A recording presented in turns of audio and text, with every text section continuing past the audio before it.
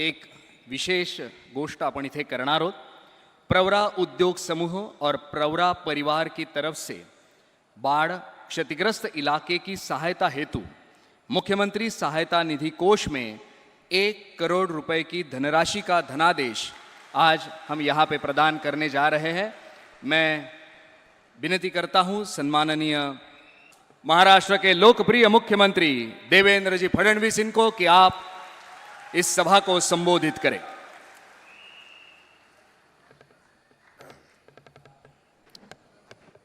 हिंदवी स्वराज्याचे सरसंस्थापक छत्रपती शिवरायांना मानाचा मुजरा करतो। लोकमाता पुण्यश्लोक अहिल्यादेवी होळकर यांच्या चरणी नतमस्तक होतो। भारतीय राज्यघटनेचे शिल्पकार भारतरत्न डॉक्टर बाबासाहेब आंबेडकर यांना मानवंदना अर्पित करतो। आणि आज पद्मश्री डॉक्टर विठ्ठलराव विखे पाटील आणि पद्मभूषण बाळासाहेब विखे पाटील यांच्या पुतळ्याचं अनावरण, साखर कारखान्याच्या नूतनीकरणाचा शुभारंभ अशा विविध कार्यक्रमांकरता आपल्यामध्ये उपस्थित झालेले भारताचे कणखर आणि कर्मठ गृहमंत्री आणि भारतामध्ये नव्याने सहकार रुजवण्याचं काम ज्यांनी सुरू केलं आहे ते भारत देशाचे पहिले सहकारिता मंत्री आदरणीय अमितभाई शहाजी, महाराष्ट्राचे लोकप्रिय उपमुख्यमंत्री एकनाथराव शिंदेजी, अजितदादा पवारजी, मुरलीधर मोहोळजी, चंद्रशेखर बावनकुळेजी।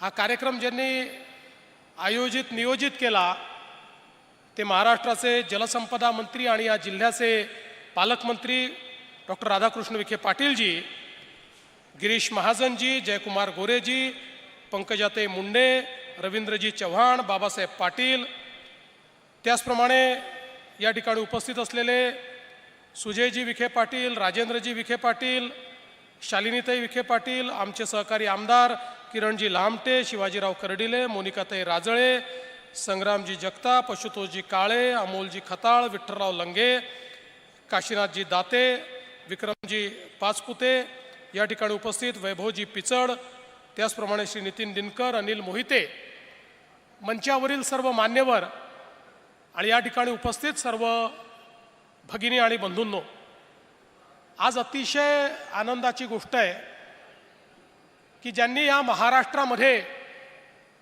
सहकाराची चळवळ रुजवली ते पद्मश्री डॉक्टर विठ्ठलराव विखे पाटील आणि ज्यांनी सहकार आणि जल नियोजन या क्षेत्रामध्ये या महाराष्ट्राला खूप मोठ्या प्रमाणात जागृत केलं असे पद्मभूषण बाळासाहेब विखे पाटील या दोनही महनीय व्यक्तींच्या पूर्णाकृती पुतळ्याचं उद्घाटन आज या ठिकाणी झालेलं आहे।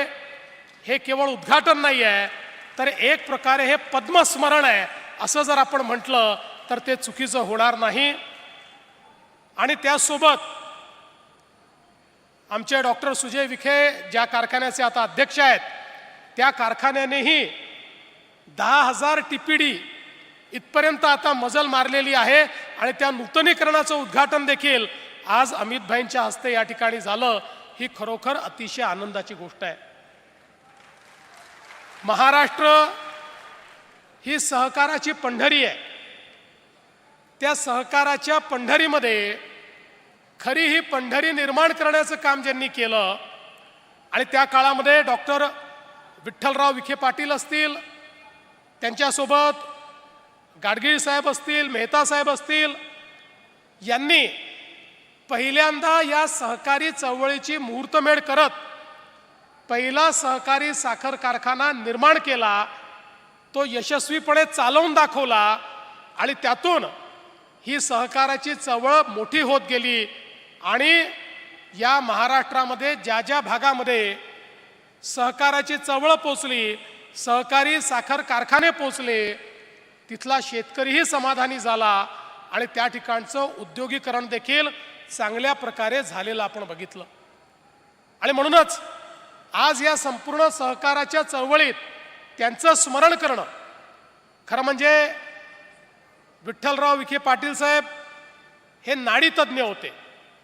अनेक लोक आपली नाडी परीक्षण करण्याकरता त्यांच्याकडे यायचे आणि नाडी परीक्षण करून अचूक निदान करणारे हे पद्मश्री त्या ठिकाणी होते.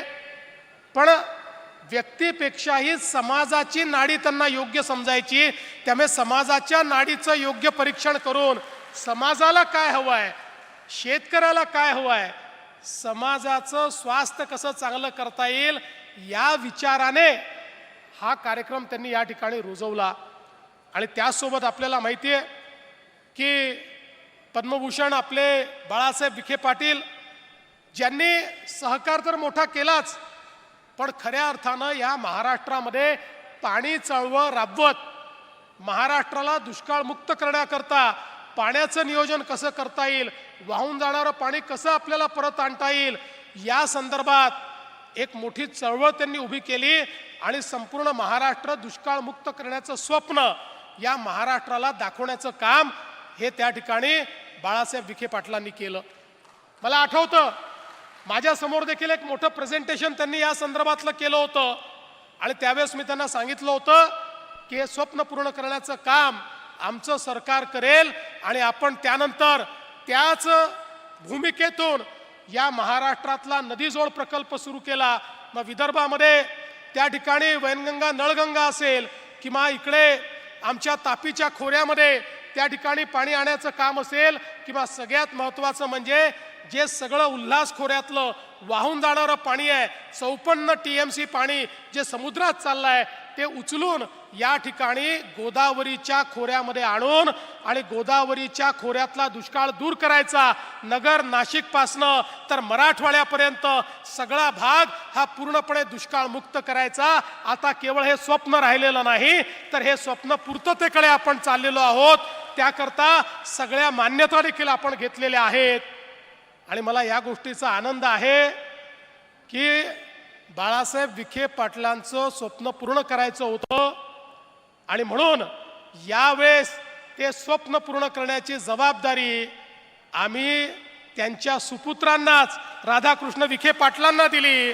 आणि त्यांना सांगितलं, बघा स्वप्न पूर्ततेपर्यंत आम्ही आलो आहोत, आता पूर्ण करण्याची जबाबदारी तुमची आहे. आणि मी विश्वासाने सांगतो की पुढच्या 5-7 वर्षात टप्प्याटप्प्यानं हे संपूर्ण पाणी आम्ही गोदावरीच्या खोऱ्यामध्ये आणू आणि त्यानंतर महाराष्ट्रातला आणि विशेषतः आपला जो नगरचा भाग आहे, जो मराठवाड्याचा भाग आहे, इथल्या दुष्काळाला भूतकाळ केल्याशिवाय आम्ही राहणार नाही. अशा प्रकारची जबाबदारी आम्ही घेतली आहे. त्यामुळे पहिल्या पिढीचं स्वप्न तिसरी पिढी करते आहे आणि चौथी पिढी पण तयार आहे त्या स्वप्नाला ताकद देण्याकरता. त्यामुळे मला विश्वास आहे की निश्चितपणे एक मोठं परिवर्तन हे ज्या प्रकारे त्या काळात घडलं, तसंच ऐतिहासिक परिवर्तन या कालावधीमध्ये देखील आमच्या माध्यमातून या ठिकाणी आम्ही निश्चितपणे करू. आज या निमित्ताने खरं म्हणजे सहकाराच्या संदर्भात मला उल्लेख केला पाहिजे की माननीय प्रधानमंत्री मोदीजींनी पहिल्यांदा सहकाराचं महत्त्व समजून घेतलं. या देशामध्ये इतके प्रधानमंत्री झाले, इतकी सरकारं आली, पण सहकार विभाग महत्त्वाचा आहे, हा परिवर्तन करू शकतो असं कधी कोणाला वाटलं नाही. त्यामुळे कृषी विभागासोबत साईडला पडलेला एक डेस्क एवढंच त्या सहकार विभागाकडे पाहिलं जायचं. पण मोदीजींनी हा निर्णय केला की नाही, या देशात सहकार रुजवायचा आहे आणि म्हणून पहिल्यांदा देशाच्या पातळीवर स्वतंत्र सहकार मंत्रालय हे मोदीजींनी तयार केलं. आणि मग प्रश्न होता की या मंत्रालयाचा कारभार कोणाला द्यायचा, तर सहजतेनं नाव कोणाचं पुढे आलं असेल तर ते अमितभाई शाह यांचं नाव पुढे आलं. अमितभाईंचं नाव याकरता पुढे आलं नाही की ते खूप कर्तृत्ववान आहेत, ते खूप महत्त्वाचे मंत्री आहेत, कुठलंही काम ते करू शकतात, त्यांना फायनान्समधलं कळतं, केवळ एवढ्या करता नाही तर ते याकरता देखील आलं की अमितभाई शहा हे सहकारातले कार्यकर्ते आहेत. त्यांचं संपूर्ण जे नेतृत्व आहे हे सहकारातनं तयार झालेलं आहे. आणि सहकारी बँकेचे अध्यक्ष म्हणून, जिल्हा बँकेचे अध्यक्ष म्हणून एक गुजरातमध्ये सहकाराची चळवळ फुलवण्याचं काम हे अमितभाई शहांनी केलं. त्यामुळे सहकारातला कार्यकर्ता म्हणून पहिले सहकारिता मंत्री ही अमितभाईंना जबाबदारी मिळाली. आणि त्यानंतर आपण बघतोय एका पाठोपाठ एक अमितभाईंनी जे धडाकेबाज निर्णय या ठिकाणी सहकार क्षेत्राकरता घेतलेले आहेत. अनेक लोक जे या सहकार क्षेत्रावर आपली मक्तेदारी समजायचे तेही आता तोंडात बोटं घालू लागले की अमित शहा इतके निर्णय करतात कसे. मग ते आपल्या सगळ्या सहकारी कारखान्यांकरता असतो, इतर सहकारी संस्थांकरता असो, किंवा अगदी आपल्या प्राथमिक सोसायटीपासनं तर दूध सोसायटीपर्यंत प्रत्येक गोष्टीचं पूर्णपणे रिबिल्डिंग करणं, त्याचं पुनर्निर्माण करणं, त्यात प्रशिक्षण आणणं, त्यात टेक्नॉलॉजी आणणं आणि या प्रत्येकाला त्या ठिकाणी निधीची उपलब्धता करून देणं.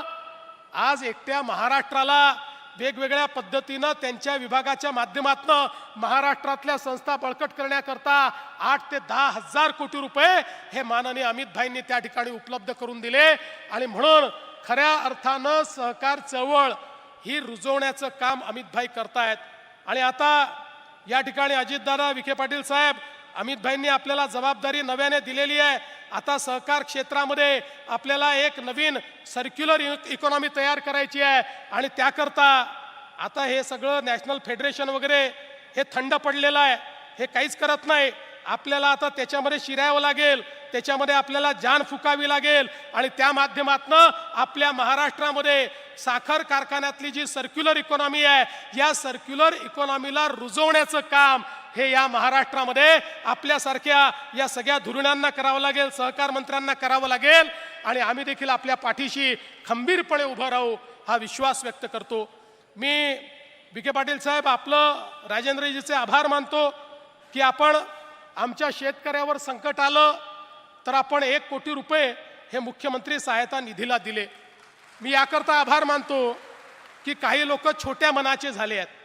मागच्या काळामध्ये ज्यावेळी उच्चस्तरीय समितीची बैठक झाली आणि आम्ही साखर कारखान्यांना म्हटलं की 30-30 हजार कोटी रुपयाचे व्यवहार होत आहेत, 10-10 हजार कोटी रुपये सरकार तुम्हाला देत आहे, तर तुमच्या नफ्यातनं 5 रुपये हे शेतकऱ्यांकरता बाजूला काढून ठेवा. ते काय FRPतनं मागितलं नव्हते. FRPतले पैसे हे शेतकऱ्याचे आहेत, नफ्यातले पैसे कारखान्याचे आहेत. आपण जर विचार केला तर या ठिकाणी 200 कारखाने आहेत, फार तर 25 लाख रुपये एका कारखान्याला त्या ठिकाणी आपण बाजूला शेतकऱ्यांकरता काढून द्यायला सांगितलं. तर त्या कारखान्यातल्या काही लोकांनी, सगळ्यांनी नाही पण काही लोकांनी असा गजब उभा केला आणि म्हणाले शेतकऱ्याकडनं तुम्ही पैसे वसूल करताय, शेतकऱ्याकडनं पैसे वसूल करताय. शेतकऱ्याकडनं नाही तर तुमच्या कारखान्यातल्या नफ्यातनं 25 लाख रुपये जो शेतकरी तुमच्याकडे त्या ठिकाणी शेतमाल टाकतो, जो तुमच्याकरता राब राबतो, हाडाचं काळं करतो, रक्ताचं पाणी करतो, त्या शेतकऱ्यावर त्या ठिकाणी अशा प्रकारची आपत्ती आली आणि तुम्हाला 5 रुपये द्यायला सांगितले तरी देखील तुम्ही मागे पुढे पाहता. आता असे काही कारखाने मी शोधून काढले आहेत ज्यांच्याकडे शेतकऱ्याचा काटा मारला जातो. आता त्यांना मी दाखवणार आहे की तुम्ही शेतकऱ्याचा काटा मारून मारून या ठिकाणी पैसा जमा करता आणि शेतकऱ्याकरता 25 लाख रुपये द्या म्हटलं तर तुम्हाला त्या ठिकाणी देण्याची दानत नाही आहे. अरे तुम्ही मालक नाही आहे, या कारखान्याचे मालक आमचा शेतकरी आहे. त्यामुळे त्या शेतकऱ्याच्या पाठीशी उभं राहण्याचं काम या महाराष्ट्रामध्ये सरकार करेल. आणि मी सांगू इच्छितो, आज आमच्याकडे शेतकऱ्यावर आपत्ती आलेली आहे. आपल्या अहिल्यानगरमध्ये देखील इतक्या मोठ्या प्रमाणावर कधी पाहिला नाही असा पाऊस आला. आमच्या शेतकऱ्यावर आपत्ती आहे. काही लोक या आपत्तीचंही राजकारण करू इच्छितात, पण त्यांना मी सांगतो काळजी करू नका. आमचं सरकार हे शेतकऱ्याच्या पाठीशी उभं आहे. कालच अजितदादा, मी आणि आमचे एकनाथराव शिंदेजी आम्ही सगळे बसलो आणि शेतकऱ्याला जास्तीत जास्त मदत काय करता येईल या संदर्भातला आराखडा तयार करणं सुरू केलं आहे. आमच्या पाठीशी अमितभाई शहा आहेत. त्यांनी सांगितलं काळजी करू नका, काय लागलं ते केंद्र सरकारच्या माध्यमातून देऊ. त्यामुळे मी निश्चितपणे आपल्याला सांगतो, भरीव मदत शेतकऱ्यांना देण्याकरता राज्य सरकार निर्णय करेल. आणि जे लोक आमच्यावर टीका करतायत त्यांनाही सांगतो, एकदा आरशात बघून घ्या, एकदा आरशात बघा. तुम्ही असताना काय तुम्ही केलाय हे तुम्ही एकदा आरशात बघा, त्याच्यानंतर आमच्यावर टीका करा. पण कोणी किती टीका केली तरी आम्ही पर्वा करणारे लोक नाही आहोत, कारण आम्हाला या ठिकाणी खुर्च्या तोडण्याकरता लोकांनी पाठवलेलं नाही, शेतकऱ्याची सेवा करण्याकरता पाठवलाय आणि ते केल्याशिवाय आम्ही थांबणार नाही. आणि म्हणून पुन्हा एकदा मी या ठिकाणी आमचे राधाकृष्ण विखे पाटील जी, सुजय विखे पाटील या सगळ्यांचं मनापासून अभिनंदन करतो. आपण हे जे कार्य चालवतात, हा जो वारसा आपण चालवतात, त्याबद्दल आपल्याला मनापासून शुभेच्छा देतो आणि माझं बोलणं संपवतो. धन्यवाद. जय हिंद, जय महाराष्ट्र. लोकशाही मराठी ऐका, पहा, जागरूक रहा.